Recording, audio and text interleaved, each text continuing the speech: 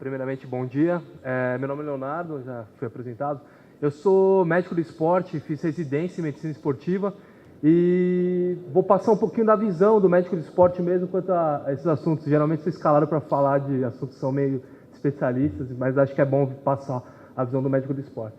Então, eu faço parte do grupo de medicina esportiva do HC. Bom, lembrar que a diabetes mellitus, todo mundo sabe, todo mundo conhece, já é uma doença crônica que tem repercussão em nível populacional mundial e que necessita sempre do acompanhamento médico e o automanejo. Então, é muito importante a questão da educação dentro do diabetes. Acho que esse é um papel importante que a gente tem tanto no manejo como na parte da educação e redução das complicações tanto agudas como crônicas em relação à doença. Aqui alguns atletas de futebol famosos que eram diabéticos, né? O Leônidas da Silva e o Washington, ficou muito famoso, principalmente em episódios que envolvendo a parte cardiológica também, mas não vou ficar citando sobre esse assunto agora. Então, essa é uma classificação, né, clássica da diabetes, tipo 1, tipo 2, outros tipos também são ocasionados por doenças, no caso fibrose cística ou decorrente de tratamentos, principalmente quando se fala de AIDS, diabetes gestacional.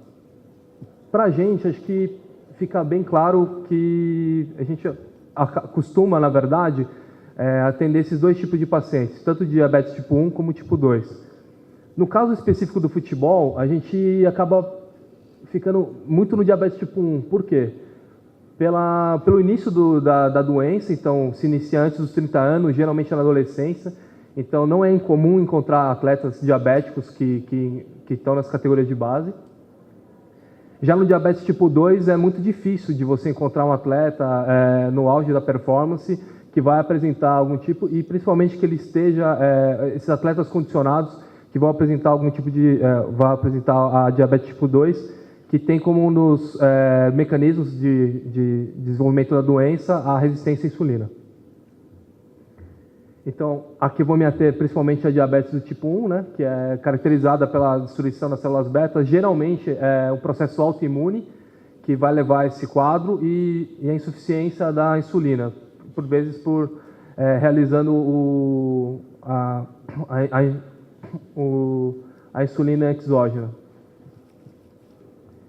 Para falar um pouquinho sobre diabetes e futebol, eu coloquei essa classificação. Essa é uma classificação bem conhecida pela maior parte das pessoas que estão dentro do esporte, e o futebol ele se encontra nessa região.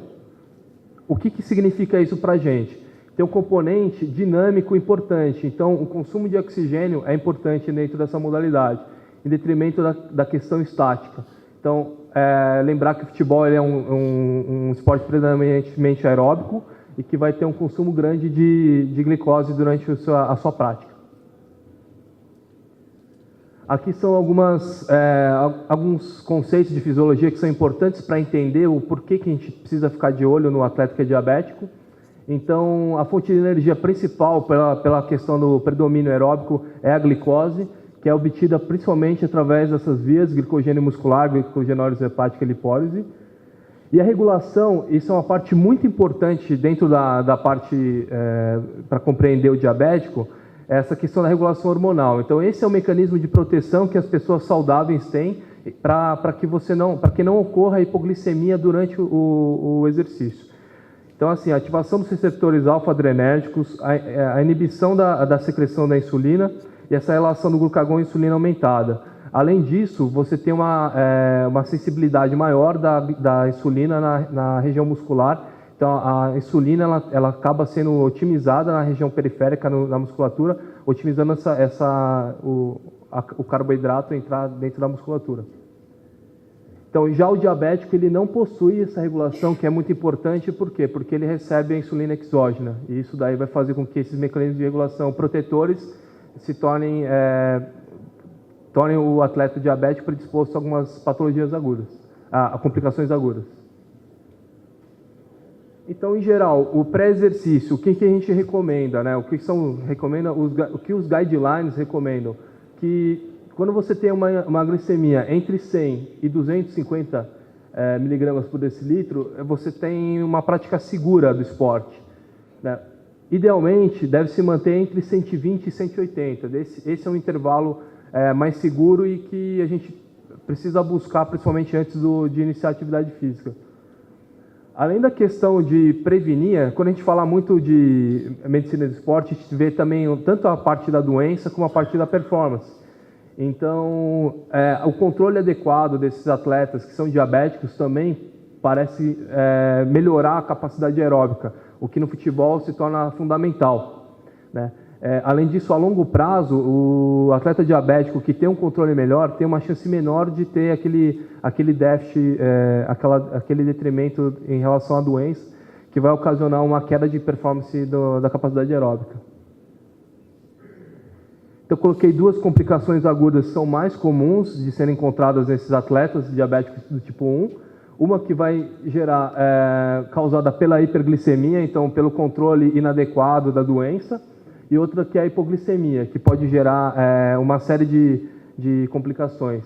Então, aqui são alguns dos sintomas, né, que a gente vê e que são importantes para a gente identificar no atleta. Às vezes é importante estar observando sempre o atleta, como o Sanches mesmo falou, o médico a fazer parte da equipe representa também observar alguns comportamentos de atleta.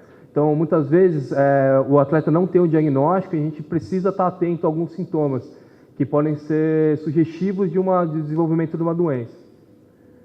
Já na hipoglicemia, esses são sintomas que acontecem na fase aguda da hipoglicemia, né? Então, são alguns sintomas importantes: ansiedade, taquicardia, sudorese, visão turva, confusão, vertigem e perda de performance. As convulsões e perda de consciência geralmente são quadros mais graves, onde você tem o destro que está abaixo de 50 ou mesmo 40. Vamos lá, o cetoacidose, o manejo. O manejo principal da cetoacidose inclui um controle glicêmico adequado, que é obtido através da regulação diária, do controle diário da diabetes, através da nutrição, através do controle entre insulina, nutrição e exercício. E acho que isso é a coisa mais importante, fazer o controle diário desses atletas. Não esquecer também da hidratação. A gente fica muito atento na questão do carboidrato, insulina, e às vezes a gente esquece da parte de hidratação. Então, o atleta que é diabético necessita ter uma hidratação também importante para ele não predispor a desenvolver a cetoacidose. E deve-se evitar o exercício na cetoacidose quando? Quando você alcança níveis acima de 250 com cetose. Nesse caso, você utilizaria, existem hoje exames de fita, super fáceis de fazer. Você coloca a fita, coloca em contato com a urina para saber se tem uma cetonia importante. Ou se a destro estiver descontrolada, acima de 300, esse atleta tem indicação de fazer o tratamento da diabetes primeiro e depois prosseguir em relação à atividade física.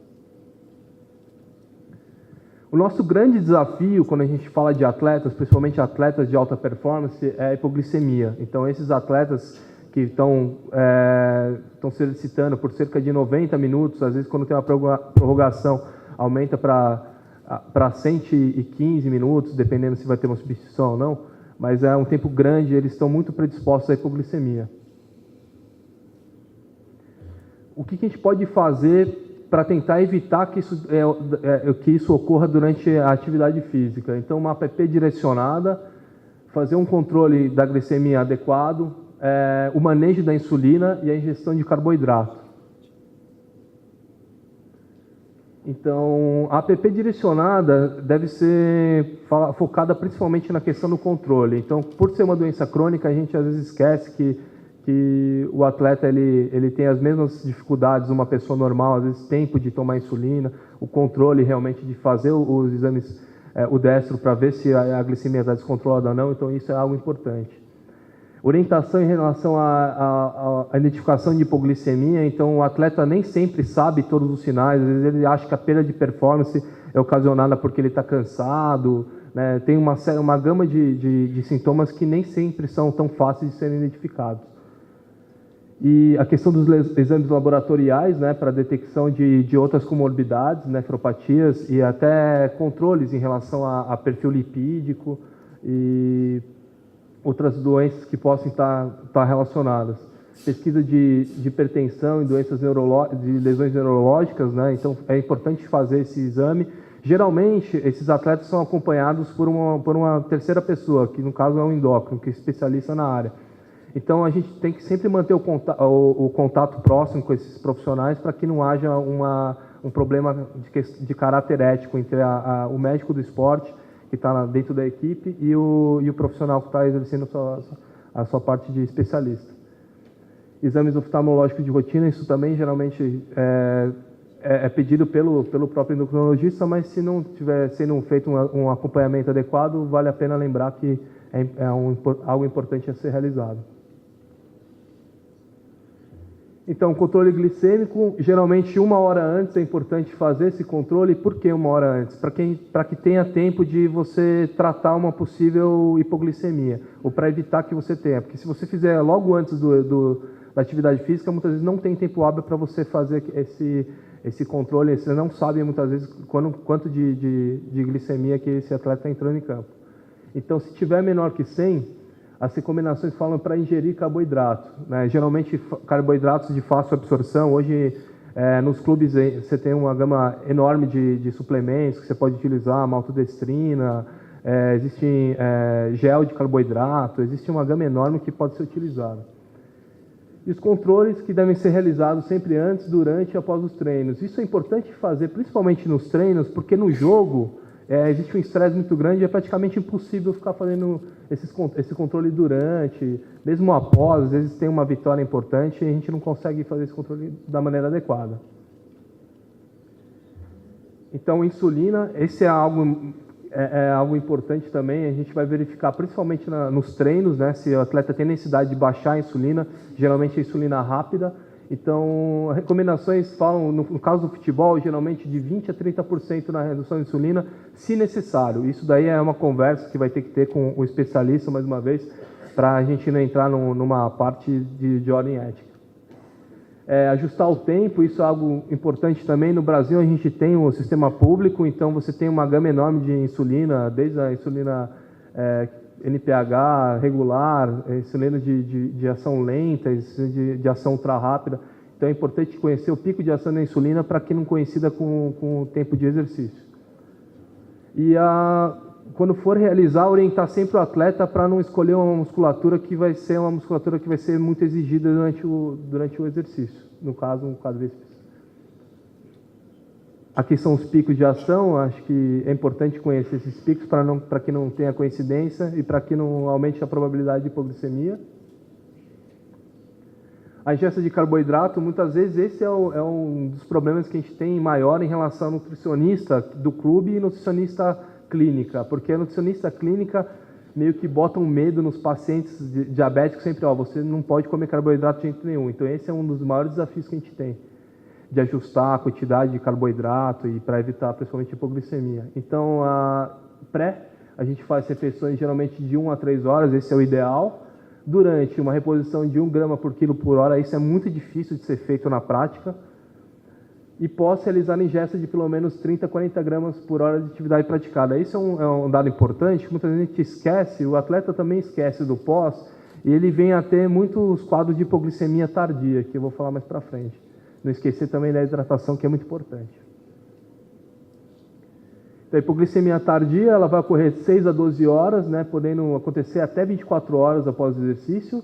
Quando você tem um treino vigoroso ou um jogo que teve um desgaste muito grande por parte do atleta, é importante verificar essa questão da hipoglicemia tardia, principalmente os sintomas, aqueles sintomas clássicos de sudorese noturna, de pesadelos. Então, quando o atleta refere esse tipo de sintomas, a gente tem que começar a pensar na questão da hipoglicemia tardia.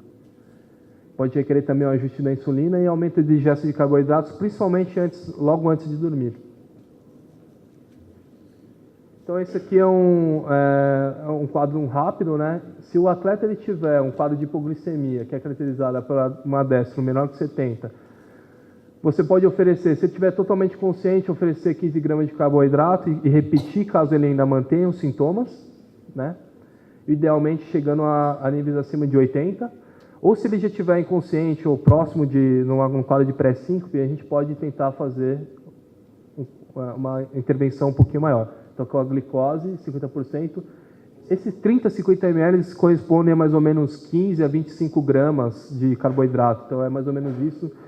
Esse é o ponto ideal para a gente tratar, 15 a 25 gramas de carboidrato. O glucagon também, que no Brasil é um pouco mais difícil. E em caso de emergência, se você não tiver como fazer a glicemia endovenosa, você pode também pegar alguma açúcar mesmo, esfregar na mucosa oral, que tem uma absorção, mesmo que pequena, nesses casos de urgência podem ajudar. Era isso que eu tinha para falar. Deu quase em cima do tempo, né?